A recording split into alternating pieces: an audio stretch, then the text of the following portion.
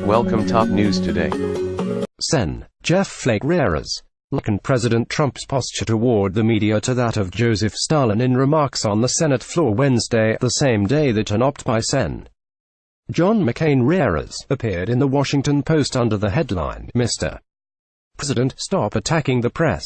Flake and McCain rhapsodized about the virtues of a free press, warned that Trump's fake news insults embolden foreign dictators, and chronicled the threats to journalists abroad.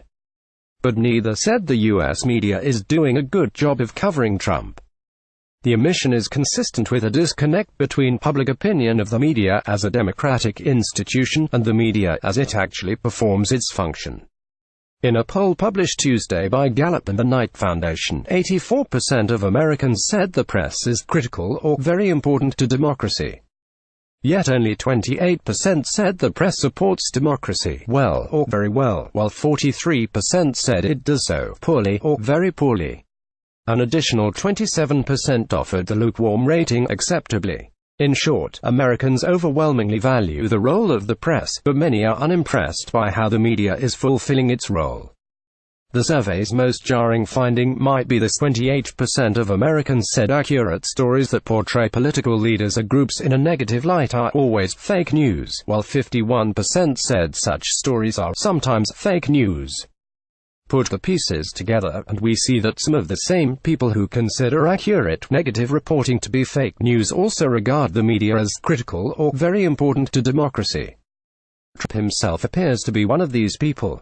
He once declared that any negative polls are fake news, but professed his love of the First Amendment 2 weeks later at last year's Conservative Political Action Conference. "I love the First Amendment," Trump said. "Nobody loves it better than me. Nobody. I mean, who uses it more than I do, but the First Amendment gives all of us, it gives it to me, it gives it to you, it gives it to all Americans, the right to speak our minds freely, it gives you the right, and me the right, to criticize fake news and criticize it strongly." Thus it is possible to agree with much of what Flake and McCain said Wednesday without conceding that Trump's rhetoric is problematic. The values of free expression and a reverence for the free press have been our global hallmark, for it is our ability to freely air the truth that keeps our government honest and keeps our people free. Flake said, "Between the mighty and the modest, truth is the great leveler." And so, respect for freedom of the press has always been one of our most important exports.